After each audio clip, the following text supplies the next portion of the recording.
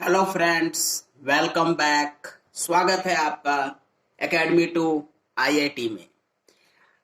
आज के मैथ्स के क्लास में हम लोग स्टैंडर्ड 10 के मैथ्स का ट्रेंगल चैप्टर का एक इम्पोर्टेंट टॉपिक को डिस्कस करेंगे।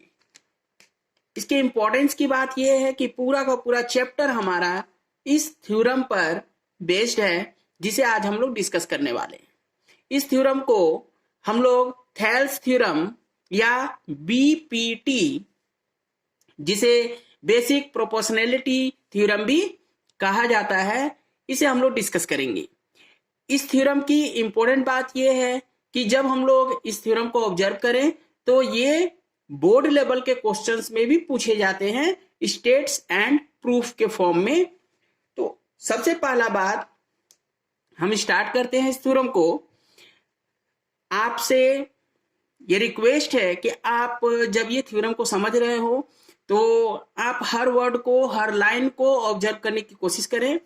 और सबसे बड़ी बात कि जब भी आप मैथ्स की क्लास में बैठते हो तो वहां पर अपनी नोटबुक और पेन या पेंसिल को अपने साथ में ही रखें, और जो इम्पोर्टेंट टॉपिक्स आपको प्रोवाइड किए जा रहे हैं उन्हें अपनी नोटबुक में नोट करते चलें, ताकि हम लोगों का एक कंप्लीट नोट्स तैयार हो सके फॉर द एग्जाम पर्पस। तो हम लोग बात करते हैं थेल्स थ्योरम के स्टेटमेंट की। स्टेटमेंट क्या कहता है, एक बार हम इसे पढ़ेंगे, समझेंगे, तब जाकर हम लोग आगे बढ़ेंगे। तो स्टेटमेंट कहता है, if a line is drawn parallel to one side of a triangle to intersect the other two sides in distinct points, the other two sides are divided in the same ratio। कहने का मतलब क्या है, पहले हम लोग रफली इसे समझने की कोशिश करेंगे। चलिए, ये रहा हमारा रफ स्केच, जिसके ऊपर हम लोग बेसिकली यहां पर करना क्या है उसे समझेंगे। हमें यहां पर बोला गया है कि हमें एक ट्रायंगल ए बी सी लेना है। ये हमने ड्रॉ कर लिया, ए बी सी। नाउ कहा जा रहा है कि इसमें जो बेस है, दैट इज द बीसी, इसके पैरेलल में हमें एक लाइन ड्रॉ करनी है डीई। क्या है, बीसी के पैरेलल में हम लोगों ने लिया है डीई। ये एरो का जो सिंबल है ये क्या दिखाता है, ये दिखाता है पैरेलल लाइंस। नाउ अब हमें प्रूफ क्या करना है कि जो ये डीई है, जो कि बीसी के पैरेलल है, ये डीई बाकी दोनों साइड्स को ई, डी और ई पर टच कर रहा है, कट कर रहा है। तो हमारा ये जो कटिंग रेशियो है दोनों साइड्स का, ए बी का और ए सी का, वो आपस में इक्वल होगा। तो इसको हम लोग किस तरीके से एक्सप्लेन करने वाले हैं कि ए बी के दो पार्ट्स जो है, that is A D by D B. क्या लिखना है, A D by D B हमारा, या बी डी भी लिख सकते हैं। A D by D B या A D by B D हमारा इक्वल होगा ए बाई ई सी के। ये हमें प्रूफ करना है। अब इसे प्रूफ करने के लिए हम लोग कंस्ट्रक्शंस डालेंगे। हम लोग क्या करेंगे कि यहां पर जो हमारा क्वाड्रिलेटरल नीचे में दिख रहा है डी बी सी ई, यहां पर डी को सी से और बी को ई से मिला देंगे। और उसके बाद ई से, कहां से, ई से हम लोग परपेंडिकुलर ड्रॉ करेंगे सामने वाले साइड पर, यानी ऑपोजिट साइड पर। किस पर, ए बी पर। ई से परपेंडिकुलर ड्रॉ करेंगे और नाम दे दिया ई एन। उसी तरीके से डी पर हम लोग पॉइंट डी से हम लोग परपेंडिकुलर ड्रॉ कर रहे हैं ऑपोजिट साइड ए सी पर, और उसका नाम दे दिया डी एम। इतना कंस्ट्रक्शन करने के बाद लॉजिकली हम लोगों को कुछ चीजें डिस्कस करनी होंगी, जिसे हम लोग यहाँ यूज करने वाले हैं। तो पहली बात ये होती है कि जब हम लोग किसी ट्रायंगल की बात करते हैं, सपोज दैट मान लीजिए हम लोग ट्रायंगल्स की बात करते हैं। ये हमारा एक ट्रायंगल हुआ, ठीक है, और ये हमारा राइट एंगल ट्रायंगल, ये एक्यूट एंगल वाला ट्रायंगल हो गया, ये हमारा राइट एंगल ट्रायंगल हो गया। और ये इस तरीके से हम लोग ड्रॉ करेंगे, ये हो गया हमारा ऑब्ट्यूस एंगल वाला ट्रायंगल। ये एंगल क्या है, ऑब्ट्यूस एंगल है, जो कि 90 डिग्री से बड़ा होता है। अब हम लोगों को देखिए, जब भी ट्रेंगल का एरिया निकालने की बात आएगी तो एरिया ऑफ ट्रेंगल के लिए हम लोग लॉजिक क्या लगाते हैं, 1/2 इंटू बेस इंटू हाइट। थोड़ी सी यहाँ पर समझने वाली बात यह है कि बेस कौन होगा और हाइट कौन होगा। अगर इस चीज को हम लोग क्लेरिफाई कर लेते हैं तो ये थ्योरम हमारे लिए बहुत ही इजी हो जाता है। तो किसी भी वर्टिसेस से हम लोग क्या करेंगे, कि ऑपोजिट वाले साइड पर परपेंडिकुलर ड्रॉ करेंगे। तो ये जो परपेंडिकुलर होता है ये हो गया हमारा हाइट ऑफ द ट्रेंगल, और जिस लाइन पर, जिस साइड पर हम लोगों ने परपेंडिकुलर ड्रॉ किया है वो हमारा हो जाता है बेस लाइन। सिमिलरली हम इस वर्टिसेस से भी चाहेंगे तो यहाँ पर ऐसे परपेंडिकुलर ड्रॉ कर सकते हैं। तो उस केस में ये हमारा परपेंडिकुलर और ये क्या हो जाएगा हमारा बेस। ठीक है, तो यानी कि 3 वर्टिसेस हैं तो हम लोगों के पास 3 चॉइस है। हम लोग तीनों में से किसी भी वर्टिसेस से ऑपोजिट साइड पर परपेंडिकुलर ड्रॉ कर देंगे और इस तरीके से हमें बेस और हाइट मिल जाएगी। और मजे की बात यह है कि किसी भी बेस और हाइट के कॉम्बो को उठाकर अगर हम लोग एरिया ऑफ ट्रायंगल निकालेंगे तो हमें हर हाल में एरिया ऑफ ट्रायंगल सेम मिलेगी। यानी कि अगर हमने इस हाइट को इस बेस के साथ मल्टीप्लाई करके हाफ किया है या इस हाइट को इस बेस के साथ मल्टीप्लाई करके हाफ किया है, दोनों ही केस में हमारा एरिया ऑफ ट्रायंगल सेम होगा। ये हम लोगों ने सीख लिया। अब राइट एंगल ट्रायंगल की अगर बात करें तो यहाँ ऑलरेडी 90 डिग्री का एंगल होता है। यानी कि ये अगर बेस है तो इस पर जो 90 डिग्री बना रहा है वो हमारा परपेंडिकुलर है, यानी कि हमारा हाइट है, हाइट ऑफ द ट्रायंगल।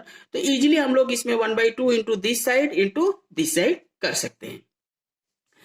सीखने की बात क्या है कि अगर हमारा ट्रायंगल ऑब्ट्यूस एंगल हो, यानी कि एंगल जो है वो 90 डिग्री से बड़ा हो, तो इस वाले साइड पर हम लोग इस वर्टिसेस से डायरेक्ट परपेंडिकुलर ड्रॉ नहीं कर सकते। तो उस केस में हमें क्या करना होता है कि हम लोग इस साइड को इस तरीके से आगे की तरफ बढ़ा देते हैं और उसके बाद यहाँ पर हम लोग परपेंडिकुलर ड्रॉ करते हैं। तो ये जो परपेंडिकुलर हुआ ये हमारा इस साइड के अकॉर्डिंग ये हाइट हो गया। यानी कि जब हम इस साइड को बेस लेंगे तो हमारा हाइट क्या हो जाएगा, ये हाइट ऑफ द ट्रायंगल मिल गया। हम लोग इसी कॉन्सेप्ट को यहाँ पर यूज करेंगे। तो चलिए आते हैं हम लोग अपने थ्योरम पर।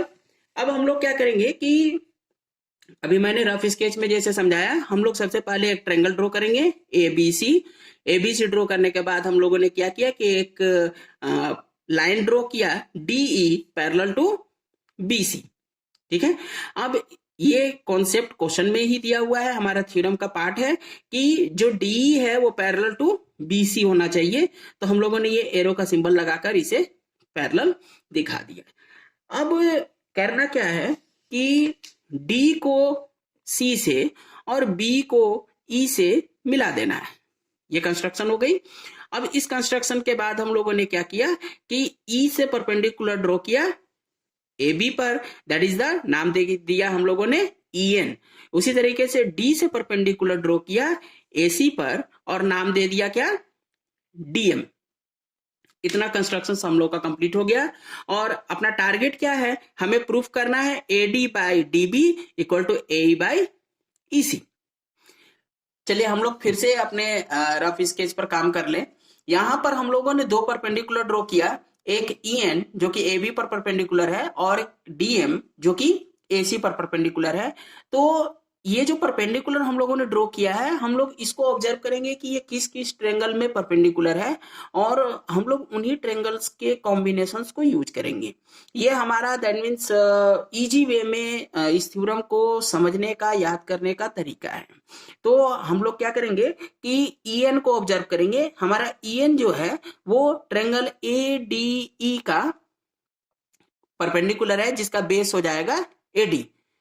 तो अगर हम लोग एरिया ऑफ ट्रायंगल ADE निकालते हैं तो देखते चलेंगे हम लोग। देखिए एरिया ऑफ ट्रायंगल ADE जिसे शॉर्टकट में हम लोग AR और ब्रैकेट में ट्रायंगल का सिंबल ADE भी लिख सकते हैं। हम लोग ऐसे भी लिखकर इसको यूटिलाइज करेंगे। तो इसका एरिया का फॉर्मूला क्या हो जाएगा, 1/2 इंटू बेस इंटू हाइट। तो यहाँ पर बेस कौन है, एरिया ऑफ ट्रायंगल ADE में जब हम लोग हाइट ले रहे हैं EN तो हमारा बेस कौन है, AD। तो ये हो गया हमारा 1/2 इंटू बेस इंटू हाइट, किसके लिए? एडीई के लिए।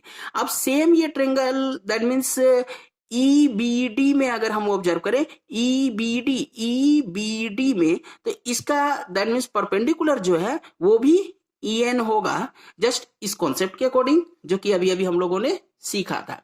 तो EN जो है वो ट्रेंगल BDE का परपेंडिकुलर है और बेस कौन हो जाएगा? तो EN जो है वो पूरे के पूरे AB पर परपेंडिकुलर है, लेकिन जब हम लोग ट्रेंगल BDE की बात कर रहे हैं तो हमारा जो साइड है वो BD ही है, इधर का पार्ट हम लोग यूज नहीं कर सकते, लेकिन परपेंडिकुलर के अकॉर्डिंग ये हमारा बेस और ये हमारा हाइट ऑफ द ट्रेंगल हो गया। तो अब हम लोग एरिया ऑफ ट्रेंगल BDE जब लिखते हैं तो देखिए यहाँ पर ऑब्जर्व कीजिए, एरिया ऑफ ट्रेंगल BDE जिसे शॉर्टकट में AR ब्रैकेट में ट्रेंगल BDE लिख दिया, that's area of triangle BDE। ऐसे ही सेम जो यहाँ लिखा हुआ है यही शॉर्टकट में लिखा हुआ, पढ़ते हम लोग सेम है। अब इसको हम लोग कैसे लिखेंगे? तो 1/2 इंटू बेस इंटू हाइट। तो बेस कौन है? तो देखने में तो AB बेस लग रहा है क्योंकि परपेंडिकुलर AB के ऊपर में है, लेकिन हम लोगों को एरिया का जो साइड है दैट मीन्स ट्रेंगल का जो साइड है हम लोग उसी को यूज करते हैं, यानी कि हमारा बेस कौन है? BD और हाइट क्या है? EN। ये हो गई। अब हम लोग करेंगे क्या कि इन दोनों को डिवाइड कर देंगे। डिवाइड करने से क्या होगा कि यहाँ पर जो कॉमन पार्ट है हाफ एंड हाफ और यहाँ पर EN एंड EN ये कट जाएंगे, तो AD/DB हमारा फाइंड आउट होगा। देखिए किस तरीके से, तो area of triangle ADE by area of triangle BDE है, इसको इस तरीके से हम लोगों ने लिखा। यहाँ देखिए हाफ से हाफ कैंसिल हो जाएगी और EN से EN कैंसिल हो जाएगा, तो बच क्या गया? AD/BD, यानी कि इन दोनों ट्रेंगल्स के एरिया का जो रेशियो है वो AD/BD के बराबर है। ठीक है। अब इसी तरीके से अब हम लोग यूज करेंगे परपेंडिकुलर DM को एज द हाइट। तो अच्छी बात यह है कि ये दोनों के दोनों perpendicular area of triangle ADE के लिए हैं, हम लोग यूज कर सकते हैं। देखिए जब हम लोग परपेंडिकुलर EN को यूज किए थे तो बेस कौन था? AD, और जब हम लोग DM को यूज करेंगे तो परपेंडिकुलर कौन हो जाएगा? बेस कौन हो जाएगा इस परपेंडिकुलर के लिए? AE। ठीक है। और अभी मैंने कॉन्सेप्ट ये वाला समझाया था कि अलग अलग साइड पर जब हम लोग परपेंडिकुलर ड्रॉ करते हैं तो देखने में अलग अलग लग रहा हो, लेकिन जब भी हम लोग एरिया फाइंड आउट करेंगे तो वो एरिया आपस में इक्वल होता है। तो नाउ अब हम लोग करेंगे क्या कि एरिया ऑफ ट्रायंगल ADE के लिए हम लोग इस परपेंडिकुलर को और इस हाइट को यूज करेंगे। तो कैसे लिखेंगे? Area of triangle ADE equal to 1/2, इस बार बेस कौन है? AE, और हाइट हमारा कौन सा है? DM। AE into DM। अब इसके बाद इस DM को ऑब्जर्व करेंगे तो ये DM हमारा उसी कॉन्सेप्ट में DEC इस ट्रायंगल को ऑब्जर्व करेंगे, और इस ट्रायंगल का परपेंडिकुलर क्या होगा? बेस क्या होगा? तो देखिए परपेंडिकुलर हो जाएगा DM और बेस कौन हो जाएगा? EC। ठीक है, कॉन्सेप्ट यही रहेगी, ये वाला कॉन्सेप्ट जो कि पहले भी हम लोग यूज कर चुके हैं। तो अच्छा, एक क्वेश्चन और अराइज हो सकती है कि हम लोगों ने इस ट्रायंगल को क्यों लिया या फिर इस ट्रायंगल को क्यों ले रहे हैं। तो हमें प्रूफ क्या करनी है? AD/BD। तो ये BD जो है वो जिस ट्रायंगल का पार्ट है हमें उस ट्रायंगल को यूज करना था। उसी तरीके से इक्वल टू AE/EC। तो देखिए AE जो है वो इस ट्रायंगल का पार्ट है तो इसे यूज किया, और EC इस ट्रायंगल का पार्ट है इसलिए हमें इस ट्रायंगल को यूज करना पड़ रहा है। तो ये कॉन्सेप्ट क्लियर हो गया। तो अब हम लोग क्या करेंगे? देखिए लिखेंगे area of triangle DEC, area of triangle DEC equal to 1/2 into base for what? EC, और इस बार हाइट क्या हो गई? DM। ठीक है। अब फिर से जो काम हम लोगों ने पहले किया था सेम, दोनों का रेशियो निकालेंगे। रेशियो निकालने पर हाफ से हाफ कैंसिल हो जाएगा, DM से DM कैंसिल हो जाएगा, तो क्या मिल जाएगा? AE/EC।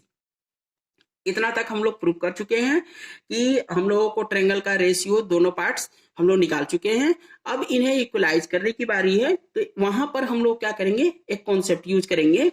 हम लोगों ने दैट मींस ये चीज सीखा है कि कोई भी दो पैरेलल लाइंस के बीच में सेम बेस पर, बेस सेम होना चाहिए, बेस में हम लोग अल्टर नहीं करेंगे।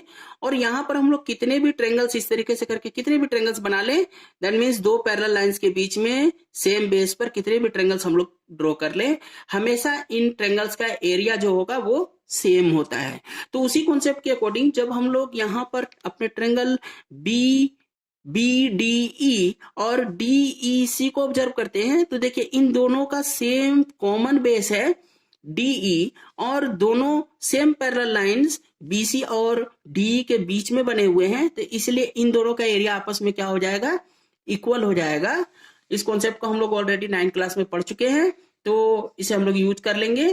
तो ट्रायंगल BDE और ट्रायंगल DEC दोनों क्या है, दोनों का सेम बेस है DE और दोनों सेम पैरेलल लाइंस BC और DE के बीच में बने हुए हैं, इसलिए इन दोनों का एरिया आपस में इक्वल हो जाएगा, जिसे हम लोगों ने x मान लिया। समझने में आसानी हो इसलिए हमने इसे x मान लिया। अब हम लोग क्या करेंगे कि एरिया ऑफ ट्रायंगल BDE और एरिया ऑफ ट्रायंगल DEC, जो कि एक इक्वेशन 1 का पार्ट है और दूसरा इक्वेशन 2 का पार्ट है, दोनों में हम लोग इनके जगह पर x रिप्लेस कर देंगे। तो हमारा कुछ इस तरीके से दैट मीन्स रिलेशन बन जाएगा। देखिए फर्स्ट वाले में जब हम लोग BDE के जगह x रखेंगे तो ये क्या बन जाएगा, area of triangle ADE by x equal to AD by BD, जिसे मैंने यहां पर लिखा area of triangle ADE by x equal to AD by BD। उसी तरीके से एरिया ऑफ ट्रायंगल DEC के जगह जब x रखेंगे तो ये क्या बन जाएगा, area of triangle ADE by x equal to AE by EC। ये देखिए, ठीक है। अब एक चीज ऑब्जर्व करने की बात है कि दोनों का लेफ्ट साइड जब हम लोग ऑब्जर्व करेंगे तो area of triangle ADE by x and area of triangle ADE by x दोनों आपस में इक्वल हो गया। और इक्वेशन के कॉन्सेप्ट से हमें पता है कि अगर दो इक्वेशंस में लेफ्ट साइड सेम हो जाती है तो उनका राइट साइड भी आपस में सेम हो जाता है। तो इस कॉन्सेप्ट से हमारा क्या हो गया कि AD by BD equal to AE by EC, जो कि हमारा थेल्स थ्योरम का प्रूफ है।